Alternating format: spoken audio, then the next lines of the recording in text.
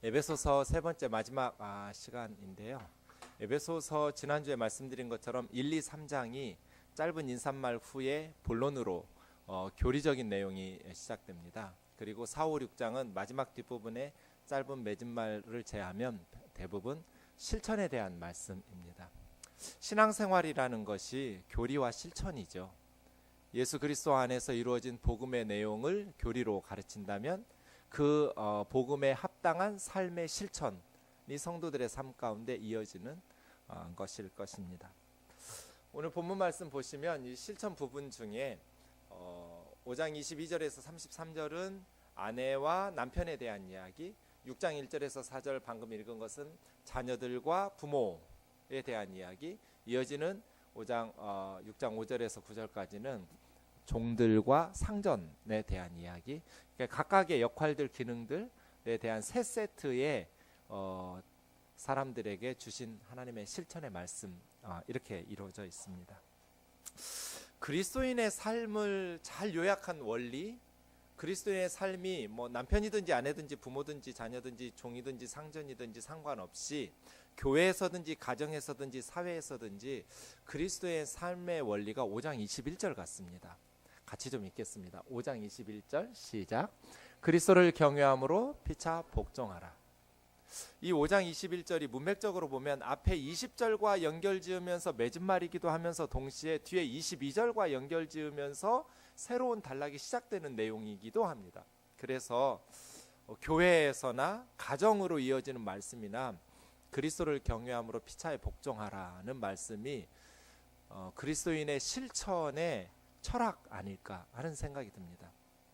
복종하다라는 저 휘포타소라는 단어, 휘포라는 말이 어디 아래 그런 뜻이거든요.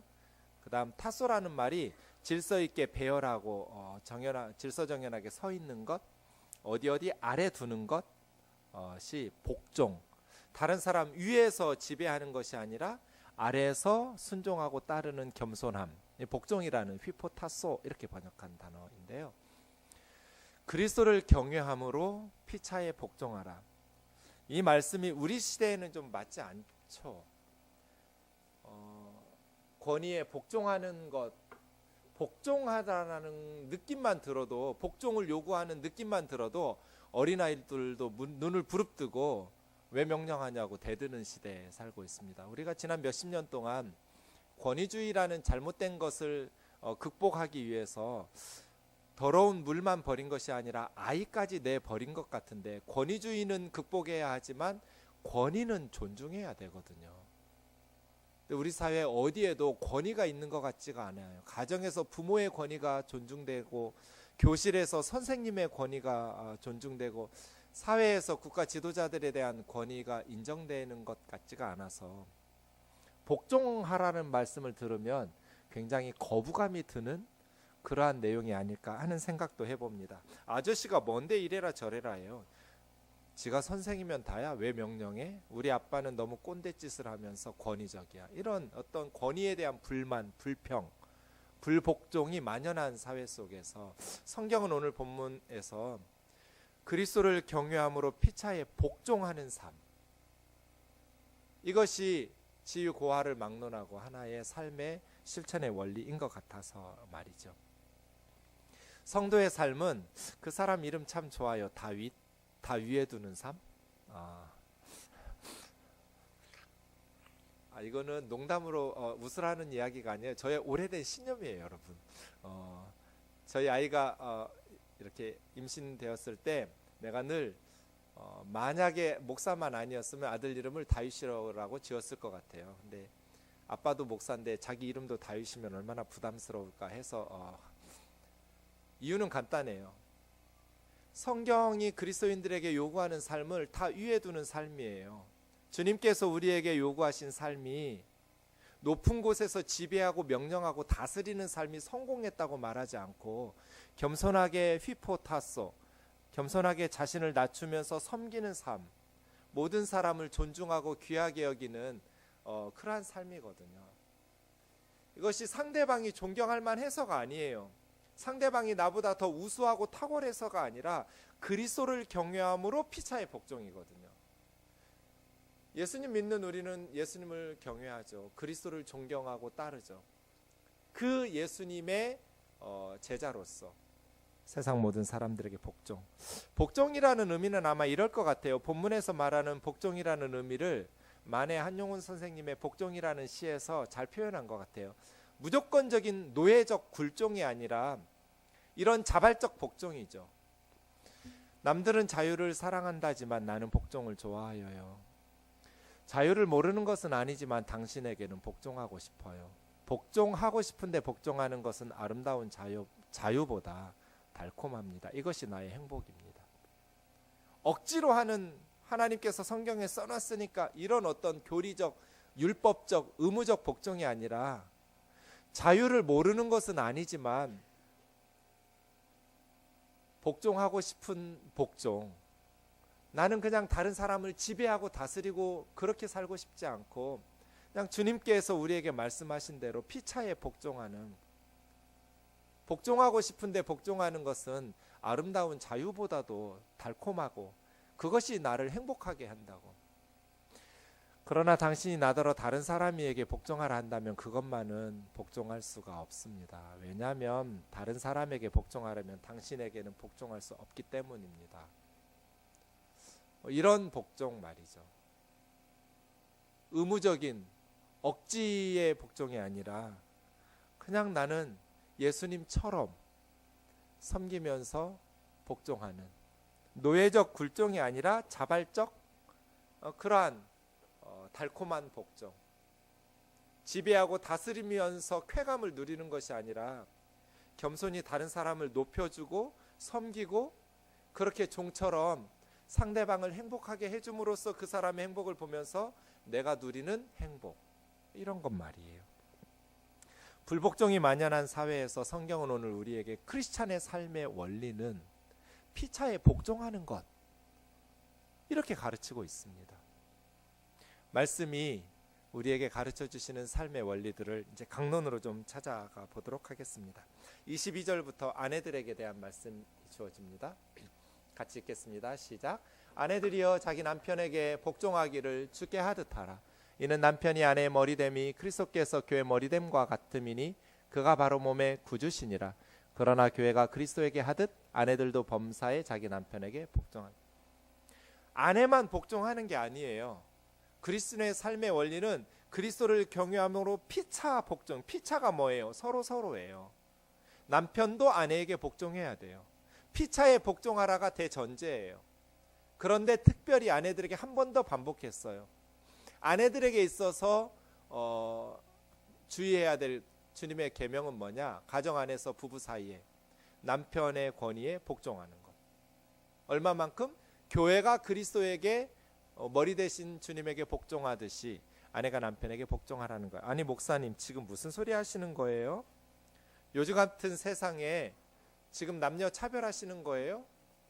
그렇지 않아요. 노예적 굴종을 하라는 것이 아니라 남편의 머리됨을 순종하면서 복종하라는 거예요. 남편은요? 그 다음 말씀 보겠습니다. 시작. 남편들아 아내 사랑하기를 그리스도께서 교회를 사랑하시고 그 교회를 위하여 자신을 주심같이 하라.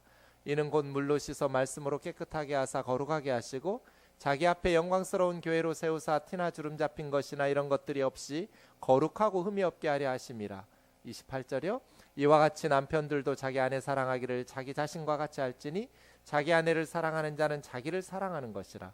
누구든지 언제나 자기 육체를 미워하지 않고 오직 양육하여 보호하기를 그리스도께서 교회에게 함과 같이 하나니 우리는 그 몸의 지체임이라. 남편들은 아내를 사랑하래요. 미안하지만 2000년 전에 로마 제국에서 여자는 사람이 아니었어요. 노예처럼 부려먹는 착취의 대상 정도였지 남자들처럼 존중받고 있던 사회가 아니에요. 그러한 사회의 남편들에게 아내를 사랑하기 위해서 그리스도께서 교회를 위해서 자신의 몸을 죽인 것처럼 아내를 사랑하는 정도가 죽으라는 정도예요. 그래서 애처가가 아니라 죽처가예요. 죽어야 돼요. 이런 것들이 다 핵폭탄 같은 말씀들이에요. 2000년 전 로마 사회에서 노예처럼 여기는 아내를 사랑하는데 죽으라는 얘기잖아요. 이런 혁명적인 말씀들이죠. 그래서예요. 가정에서 어떤 교회가 좋은 교회일까? 가끔 질문을 받아요. 띵돌교회 잘 되냐고. 그때마다 뭐가 잘 되는 거지? 그런 질문이 생겨요. 뭐가 띵돌교회가 잘 되는 거지? 성도들의 숫자가 늘어나면 교회가 잘 되는 건가? 선교 많이 하고 구제 많이 하고 사역이 더 풍성해지면 교회가 잘 되는 것인가? 그럴 것 같지는 않아요. 어떤 교회가 잘 되는 교회일까요? 뜨인돌교회 성도님들의 가정이 믿음 안에서 행복하게 되는 게 교회 잘 되는 것 같아요. 뜨인돌 성도님들 한 사람 한 사람이 예수님 안에서 행복하게 사는 것이 교회가 잘 되는 것인 것 같아요.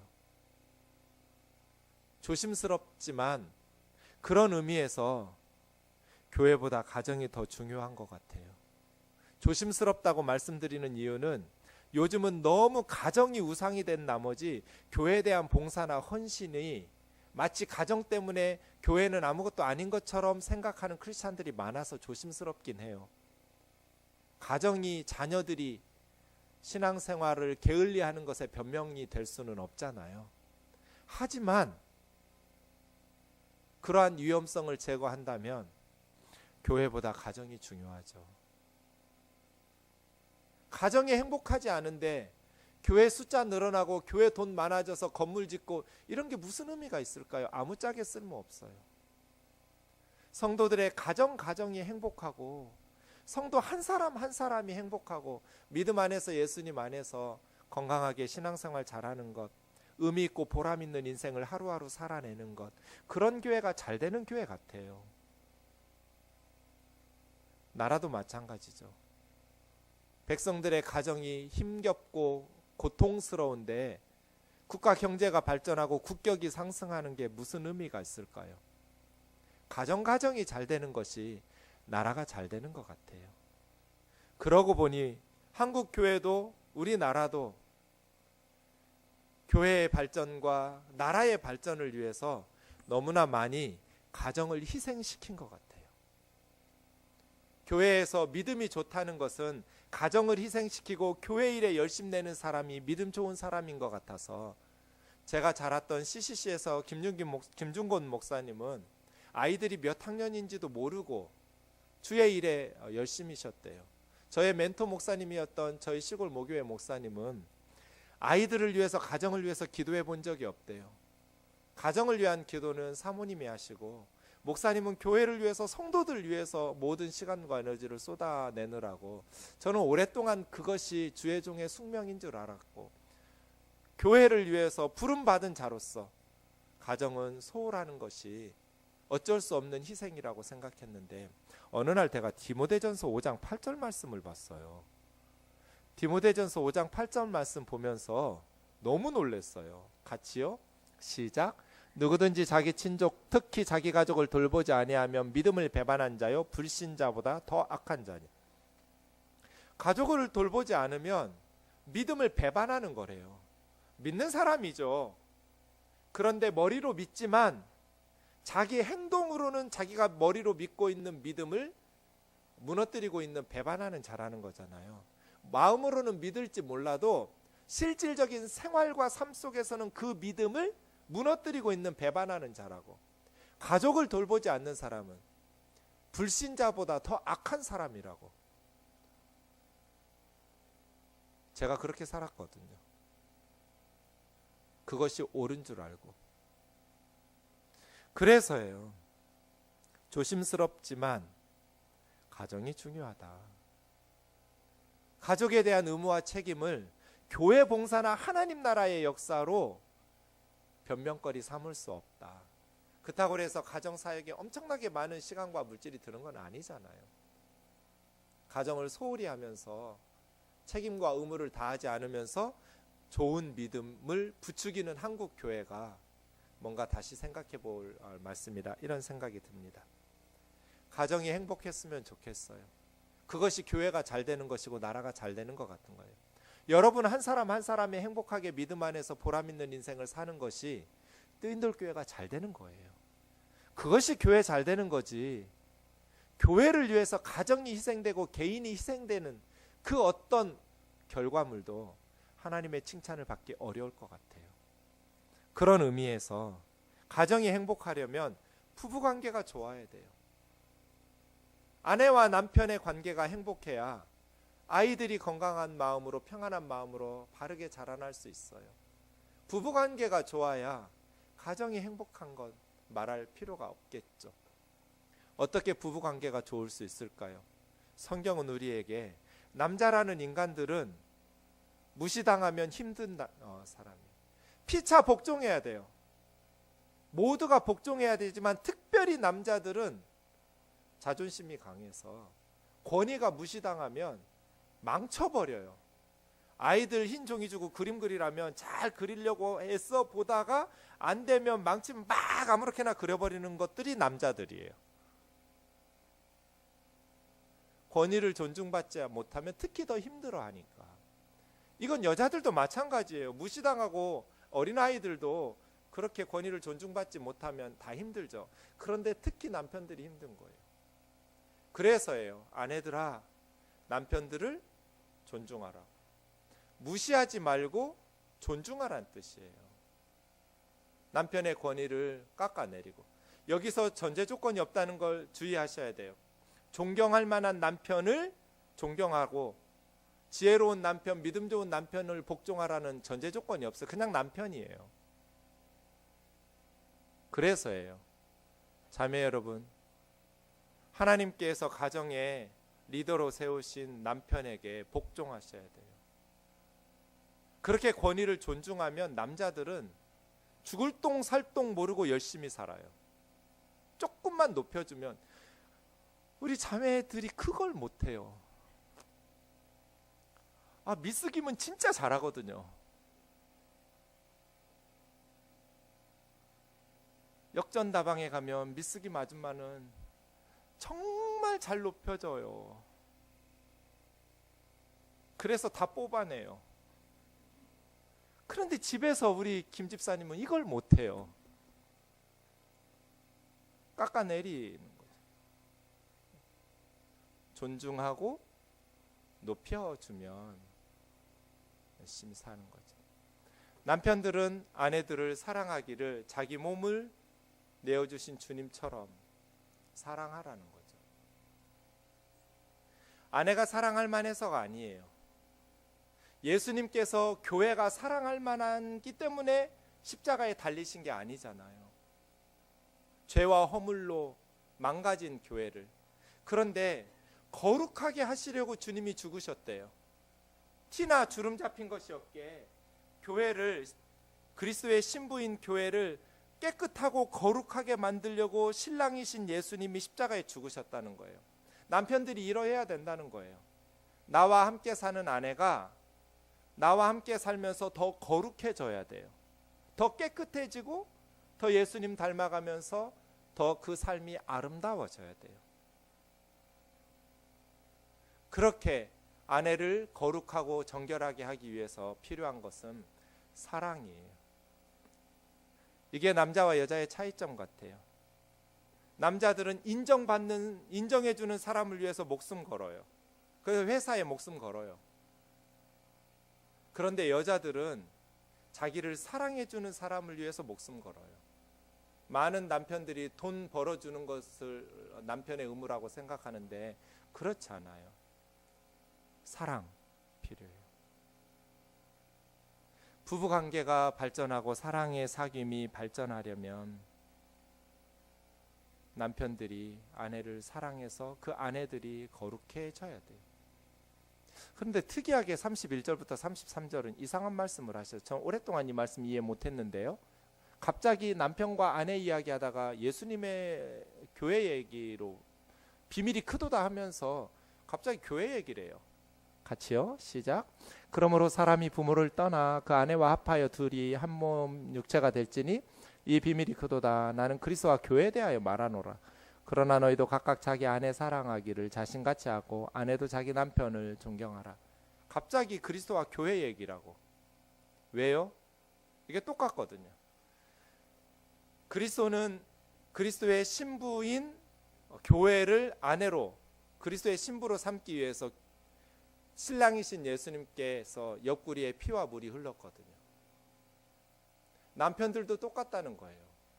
아내를 얻고 싶으면 예수님처럼 옆구리에서 피와 물이 흘러야 돼요. 만약에 그리스도께서 옆구리에서 피와 물이 흐르지 않았으면, 십자가에 자기 몸을, 생명을 바치지 않았으면 신부는 없었을 거예요. 남편들도 마찬가지라는 거예요. 혼인신고하면 법적으로 아내는 얻을 수 있지만 진짜 나와 한 몸인 내 아내는 내 몸의 옆구리에서 피와 물이 흘러야 돼요. 하나님께서 남자 혼자 독처하는 것이 좋지 못하시고 여성을 만드실 때 굉장히 독특한 방식으로 만드셨어요. 저 같으면 아담 만든 방식으로 하와 똑같이 흙으로 만들 것 같거든요. 보통 그렇게 생각할 것 같아요. 그런데 하나님께서 굳이 주셨던 아담의 갈비뼈 뽑아가지고 하와 만들었어요. 이유는 간단하죠. 둘이 한 몸이라고, 부부는 하나라고. 그런데 그 하나 되기 위해서 아담의 갈비뼈는 부러졌어야 돼요. 한동안 통증이 있었을 거예요. 그리스도께서 신부인 교회를 얻기 위해서 피와 물을 흘리셨던 것처럼 남편들도 아내를 얻고 싶으면 희생해야 된다. 내 갈비뼈를 부러뜨리는 희생과 헌신이 있어야 된다. 예수님처럼. 그런데 남편들이 자꾸 아내 갈비뼈를 부러뜨리죠. 지 거를 부러뜨려야 되는데 상대방의 것을 부러뜨려요. 그래서 고통스러운, 가정이 고통스럽다 보니까 사회가 불안하고 불행하게 되는 것이죠. 사랑하는 형제 자매 여러분, 부부관계 또 부모와 자식 간의 관계, 모든 관계들이 발전하고 성숙하려면 3T가 필요해요. 어느 책에서 읽었는데요, 부부 사이도 마찬가지, 부모와 자식 사이도 마찬가지, 친구 사이도 마찬가지, 모든 관계는 3T가 필요해요. 첫째, 타임. 시간을 드려야 돼요. 상대방에게. 토킹. 대화가 있어야 돼요. 트러스트. 신뢰가 있어야 돼요. 시간을 들이지 않고 대화하지 않고 신뢰가 쌓이지 않고 부부 사이가 좋아질 수 없어요. 그런데 모두 다 자신이 이루려고 하는 세상의 성공에 몰두한 나머지 이 관계들이 많이 삭막해져요. 자기의 시간과 대화와 신뢰를 세상적인 성공에 쏟아붓다가 가정이 무너져요. 그래서요, 사랑하는 형제 자매 여러분, 여러분의 가정이, 여러분의 부부가 날마다 사랑의 사귐이 더 풍성하여질 수 있도록 하나님의 말씀에 순종하는, 아내는 남편을 복종하고 남편은 아내를 사랑하는데 그 사랑의 정도가 예수님이 교회를 위해서 사랑하신 것처럼 생명을 바칠 만큼의 사랑의 정도가 생기도록 기도하고 우리 스스로를 살아야 돼요. 상대방이 이유가 아니에요. 그리스도를 경외하는 내가 이유예요. 그리스도를 경외함으로 피차에 복종하는 거예요. 이 사람이 복종할 만한 가치가 있어서가 아니에요. 나예요, 나. 예수님을 존경하고 사랑하고 예수님을 두려워하고 경외하는 나예요. 예수님처럼 살아가는 것, 가정에서부터이죠. 부모와 자녀들 이야기하겠습니다. 6장 1절에서 3절, 자녀들 먼저 나옵니다. 시작. 자녀들아, 주 안에서 너희 부모에게 순종하라. 이것이 옳으니라. 내 아버지와 어머니를 공경하라. 이것은 약속 있는 첫 계명이니 이로써 내가 잘되고 땅에서 장수하리라. 네, 부모는 순종하고 공경하라고. 주 안에서예요. 이것이 한국 교회 안에서는 예수님 믿지 않는 부모는 불순종해도 되는 것처럼 가르치는, 그렇지 않아요. 물론 주 안에서 순종해야죠. 교회 가지 말고 엄마 따라서 절에 가자, 이런 거면 순종하면 안 되죠. 주 안에서 순종인데, 주 안에서라는 말은 사실은 그런 뜻이라기보다는 우리가 예수님을 믿기 때문에 더더욱, 이런 의미예요. 우리가 예수님의 제자이기 때문에 더더욱. 왜요? 말씀에 약속이 있거든요. 사실은 10계명 중에서 유일한 축복이 달려있는 게 부모 공경이에요. 부모 공경은 마땅하고 옳은 일인데도 불구하고 하면 하나님께서 잘되고 장수한다고. 사실 출애굽기와 신명기의 땅은 그 땅이어서 광야 40년 동안 모세에게 주셨던 이스라엘 백성들이 모세 통해서 받았던 이 부모 공경의 축복은 가나안 땅이에요. 그 땅에서 오래 산다라고 장수한다라는 것은 나라 망하지 않는다는 뜻이에요. 이걸 뒤집으면 부모를 공경할 줄 모르는 나라는 망한다는 뜻이에요. 적어도 인생을 살 가치가 있다라고 말하려면 자기 부모를 공경할 줄 알아야 된다는 뜻이에요. 부모 공경하지 않으면 하나님이 주신 젖과 꿀이 흐르는 약속의 땅에서 망해요. 그 땅에서 쫓겨나요. 그런데 참 부모 공경이 힘든 사회예요. 지난 주일에 저희 장인어른 돌아가셨는데요. 일주일 내 너무 괴로웠어요. 저는 우리 아들에게 쏟았던 정성의 절반만이라도 아버지에게 쏟았다면 내가 이렇게 괴롭지는 않을 텐데. 온통 관심이 교회와 아들에게만 있었지 병드신 아버지에게 그냥 형식적으로 의무적으로 찾아뵀던 것 같아요. 부모는 자식을 마음을 다해서 사랑하고 기다리는데 자식은 부모를 그렇게 애틋하게 사랑하고 공경하는 것 같지는 않아요. 성경에 자식을 잘 돌보라는 그러한 부모들에게 주신 계명은 없어요. 그건 말씀 주시지 않아도 축복의 약속 붙여놓지 않아도 자기 자식은 사랑하니까. 근데 자식들에게는 명령을 주셨어요. 부모 공경하라고. 십계명으로 주신 것이 자식들에게는 계명이 필요하니까.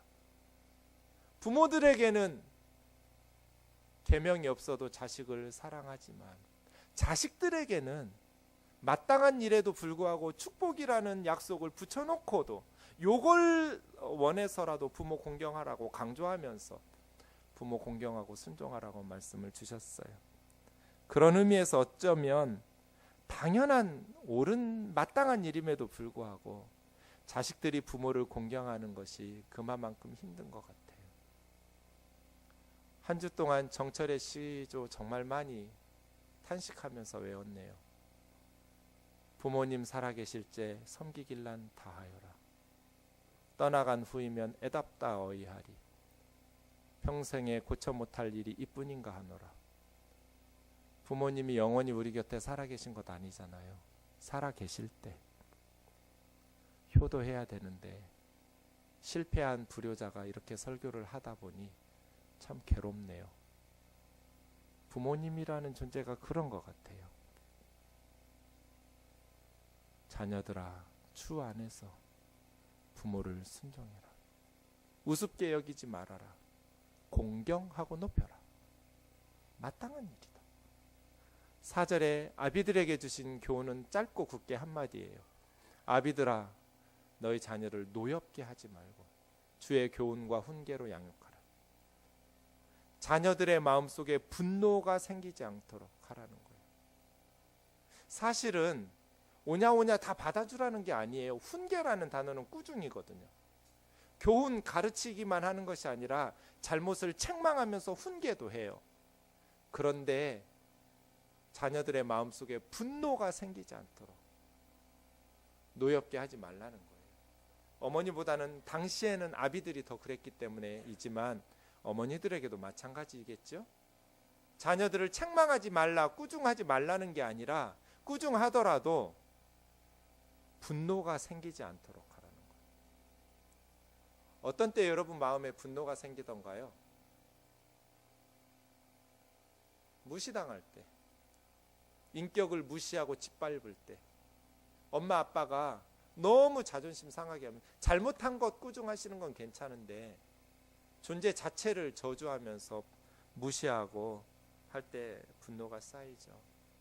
그래서요, 부모 자식 간에도 3T가 필요한 것 같아요. 좋은 자녀와의 관계를 맺으려면 타임이 필요하고 같이 보내는 시간들, 또 토킹과 트러스트가 필요한 것 같아요. 어느 책에서 읽었는데 5살 난 어떤 아이가 퇴근하는 아빠한테 1시간에 얼마 버냐고 물었대요. 네가 아빠 한 시간에 얼마 버는지 왜 묻냐고. 궁금하다고. 20달러 번다고. 그럼 아빠 나한테 10달러만 빌려달라고 그랬대요. 뭐 하려고? 장난감 사려고? 네 방 가서 잠이나 자. 아이가 자기 방에 들어갔는데 아빠가 생각해 보니까 애가 평소에 돈 달라는 애도 아닌데 왜 10달러를 달라 했을까? 다시 노크하고 아이 방에 들어가서 화내서 미안하다고. 근데 10달러는 왜 필요하냐고 해서 10달러를 줬더니 그 아이가 10달러 받으면서 자기 베개 밑에 있었던 꼬깃꼬깃한 돈들을 이렇게 펼쳐서 아 됐다고, 이제 20달러가 됐다고 아빠한테 다시 주더래요. 아빠 나한테 1시간만 달라고. 1시간에 20달러 번다고 그랬으니까 내일 좀 일찍 퇴근해서 나한테 1시간만 달라고. 나랑 좀 놀아달라고. 부모 자식 간에 저절로 사랑이 발전하는 것 같지는 않아요. 타임, 함께 보내는 시간이 필요할 것 같아요. 토킹과 트러스터도 필요해요. 아마 다들 알고 있는 내용이겠지만 전에 경북대 총장이셨던 박찬석 교수가 썼던 인터넷에서 본 글인데요. 나의 고향은 경남 산청이다. 아버지는 가정 형편도 안 되고 머리도 안 되는 아들인 나를 대구로 유학을 보냈다. 대구 중학을 다녔는데 공부하기가 싫었다. 그 결과 1학년 여름방학 때 성적표가 나타났다. 1학년 8반 석차 68분의 68 꼴찌를 했다. 끼니를 제대로 잊지 못하는 소장농을 하면서도 아들을 중학교에 보낼 생각을 한 아버지를 생각하니 그냥 있을 수 없었다. 잉크로 기록된 성적표 석차를 1-68로 고쳐서 아버지에게 보여드렸다. 대구로 유학 간 아들이 집으로 왔으니 친지들이 몰려와 찬석이는 공부를 잘했더냐고 물었다. 아버지는 앞으로 봐야지, 이번에는 1등을 했는가배 했다. 아버지 이름 명순인데요. 명순이는 자식 하나 잘 뒀다. 1등을 했으면 책거리를 해야지 했다. 당시 아버지는 처가살이를 하고 있었고 우리 집은 동네에서 가장 가난한 살림이었다. 이튿날 강에서 멱을 감고 돌아오니 아버지는 한 마리뿐인 돼지를 잡아 동네 사람들을 모아놓고 잔치를 하고 있었다. 그 돼지는 우리 집 재산 목록 1호였다. 기가 막힌 일이 벌어진 것이다. 아버지 하고 불렀지만 다음 말을 할 수가 없었다. 그리로 달려나갔다. 겁이 난 나는 죽어버리고 싶은 마음에 강물 속에 숨을 안 쉬고 버티기도 했고 주먹으로 내 머리를 내려치기도 했다. 충격적인 그 사건 이후 나는 달라졌다. 항상 그 일이 머리에 떠올랐기 때문이다. 그로부터 17년 후 나는 대학 교수가 되었다. 그리고 나의 아들이 중학교에 입학했을 때, 그러니까 내 나이 45살이 되던 날, 부모님께 33년 전의 일을 뒤늦게 사과하기에 어무이 저 중학교 1학년 때 1등은요 하고 시작하려는데 옆에서 담배를 피우시던 아버지는 알고 있었다. 그만해라. 민우가 듣는다. 민우는 아들 손자예요. 자식의 위조한 성적표를 알고도 돼지를 잡아 잔치를 하신 부모님의 마음을 박사이고 교수이고 대학 총장인 나는 아직도 감히 알 수가 없다. 트러스트예요. 믿어주는 거. 우리 같으면 어떻게 했을까요?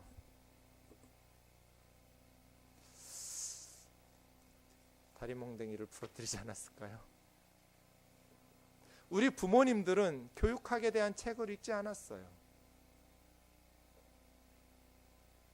그런데 3T가 있었어요. 특히 자녀들을 믿어줘요. 그런데 훨씬 더 많은 책을 읽고 교육을 많이 받은 부모인 우리들은 자녀들을 믿어주지보다는 합리적 의심을 하죠. 그래서 아이들을 더 숨막히게 하는 것은 아닐까? 그렇게 옳고 그름을 따져서 아이들의 삶에 어떤 도움이 될까? 아이들이 정말 우리에게 원하는 것은 동조해 주는 것, 지지해 주고 응원해 주는 것 아닐까? 그런 생각이 들어요. 하나님께서 꿈꾸신 가정이 이런 가정이었어요. 아내는 남편을 존중하고 남편은 아내를 사랑하기 위해서 갈비뼈를 부러뜨리며 주님이 나를 위해서 나를 거룩하게 하시려고 옆구리에서 물과 피가 흘러나온 것처럼 내가 아내를 위해서 내 옆구리에서 물과 피가 흐르는 희생과 헌신을 했는 것. 자녀들은 부모님을 공경하고 주 안에서 순종하고, 부모들은 자녀들을 분노하지 않는 주님의 교훈과 훈계로 양육하는 그런 가정 꿈꾸신 것 같아요.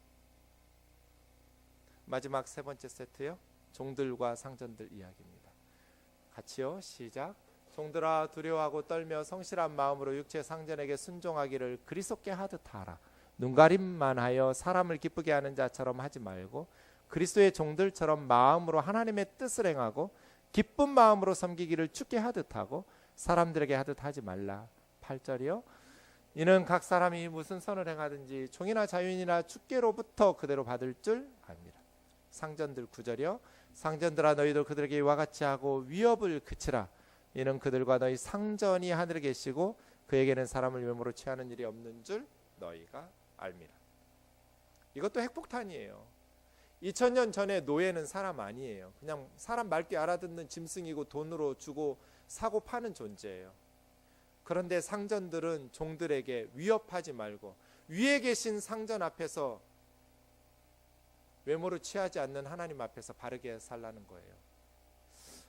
바울은 노예 제도를 잘못되었다고 비난하면서 종들에게 도망가라고 하지는 않았어요. 당시에는 로마 제국의 가장 고상한 사람들도 노예 제도는 당연하게 받아들이던 시절이어서 노예 해방 운동을 펼쳤다면 기독교는 복음이 전파되기도 전에 자멸했을 거예요. 때가 이르기까지 기다려야죠. 선교사도 목회자도 필드 사역자예요. 목회 현장에서 옳다고 생각하는 교리를 최대한 밀어붙이는 50보 가는 거예요. 그 다음 어느 정도 분위기가 변하면 그 다음 세대가 50보 또 밀어붙이고, 그래서 노예 해방을 무르익었을 때 시작하는 거예요. 종들에게 두 가지, 성실한 마음으로 해라, 진실한 마음으로 주께 하듯 해라. 눈가림으로 속이지 말고 정직하고 진실하고 성실하게 해라. 예전에 한 집사님이 찾아와서 고민을 털어놨어요. 목사님 고민인데요. 네. 제가 예수님 믿고 너무 행복하고 좋았어요. 예, 알아요.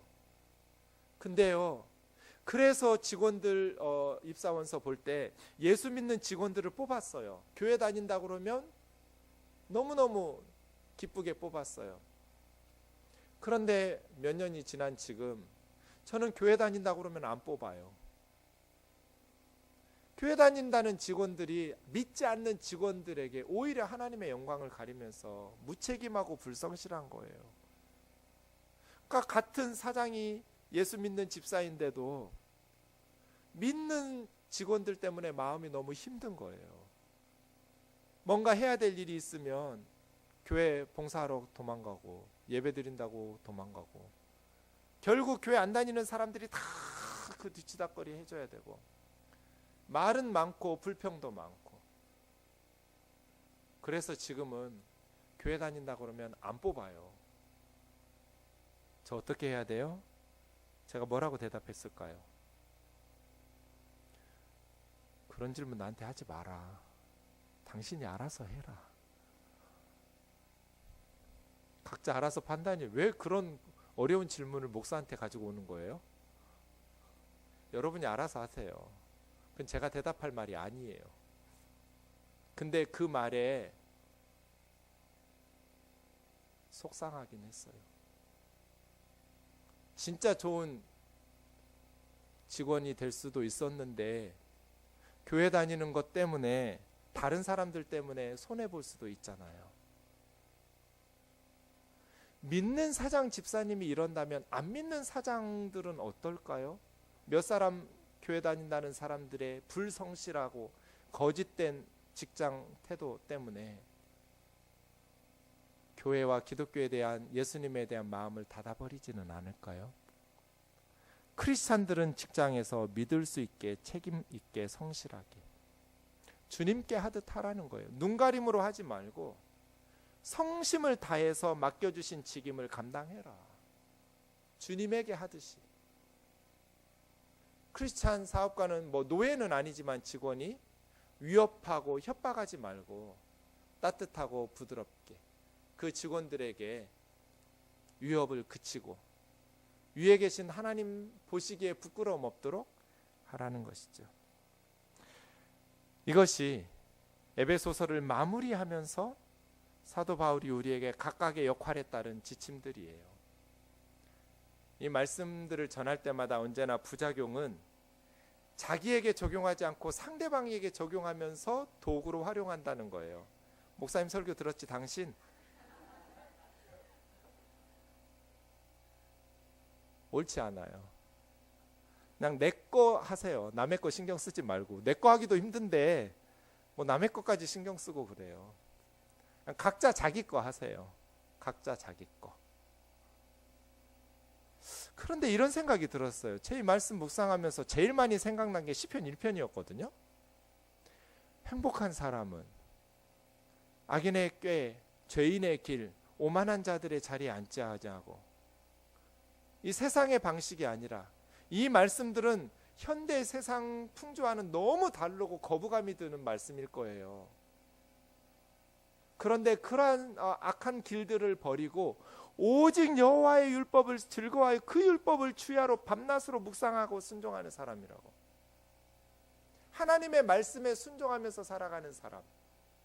왜 이 사람이 행복하냐면 시냇가에 심은 나무가 시절을 따라 열매를 맺으면서 잎사귀가 마르지 않는 것 같기 때문에 그 행하는 일이 형통할 것이기 때문이에요. 세상의 꾀가 죄인의 길과 오만한 자들의 자리가 훨씬 더 성공하고 형통할 것 같지만 사실은 하나님의 율법을 순종하면서 주야로 묵상하면서 말씀대로 사는 사람의 삶이 형통하대요. 역설이죠. 왜냐하면 시냇가에 심은 나무이기 때문이거든요. 이 말씀대로 살아간다면 정말 그 사람의 삶은 시냇가에 심은 나무 같을 것 같아요.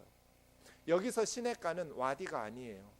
와디는 폭우가 쏟아져서 천연적으로 갑자기 생긴 시내예요. 비가 그치면 사라지고 마르는 강이에요. 시편 1편의 시냇가는 펠레그라는 단어인데요. 인공 시내예요. 그래서 사시사철 물이 흐르는 시내예요. 갑자기 폭우가 쏟아져서 자연적으로 만들어진 시내가 아니에요. 그러니까 이런 식이에요. 하나님께서 어떤 사람을 나무로 비유해서 그 사람 봤는데 사막에서 너무 힘들게 사는 거예요. 너무너무 고통스럽게 살아가고 있는 사람을 불쌍히 여기셔서 하나님께서 직접 시냇물을 판 거예요. 땀 흘려 수고하면서 시냇물을 펠레그를 만들었어요. 그리고 나서 이 사람을 뿌리채 그냥 그대로 파가지고 시냇가에 옮겨 심은 거예요. 그랬더니 그 사람의 삶이 시절을 따라 열매 맺으면서 잎사귀가 마르지 않는 형통한 삶이 된 거예요. 말씀에 순종하면서 사는 사람은 이런 식이에요. 남편을 존경하고 존중하는 것, 남편에게 복종하는 것, 요즘 그렇게 사는 여자가 어디가 있어? 말도 안 되는 소리. 그러지 않고 남편을 존중하고 높이면, 아내를 사랑하는데 아내를 얼마만큼? 내 갈비뼈 남편들은 주로 아내 갈비뼈 부러뜨려요. 자기 거 부러뜨려, 자기 거. 내 갈비뼈 부러뜨리면서 예수님의 옆구리에 피와 물이 흐르듯 아내를 위해서 자기를 희생하고 헌신하는 남편. 그러한 삶을 살면 진짜 말도 안 되는 사장과 진짜 못돼 처먹은 상사들에게 정말 눈가림으로 하지 않고 내가 해야 될 일을 성실하게, 정직하고 진실하게 최선을 다해서 예수님이 사장이라고 생각하고 그리스도에게 하듯 하는 직원, 바보 취급 당하기 딱 맞죠.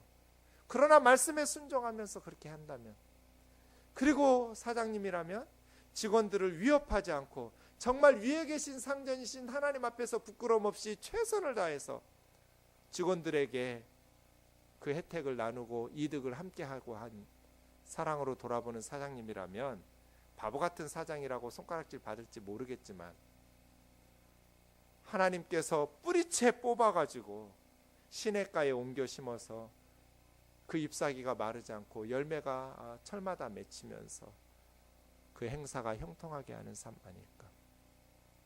말씀의 결단이 저와 여러분에게 있기를 주의 이름으로 축원합니다. 그렇게 살면 뜨인돌 53번 찬양할 수 있을 것 같아요. 야베스의 기도처럼 우리 같이 찬양하고 기도하겠습니다.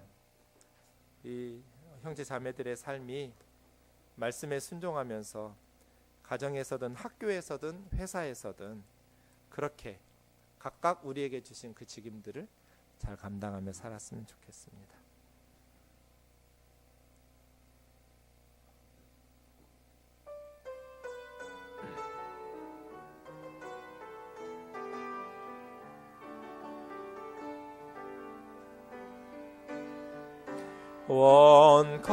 원컨대 주께서 내게 복에 복을 더하사 나의 지경을 넓히시고 주의 손으로 나를 도우사 나로 환난 벗어나 근심 없게 하소서. 성령의 충만을 가득히 부어주소서. 오늘 내 삶 속에 능력의 주님 손길로 나의 사는 날 그 모든 순간은 주님의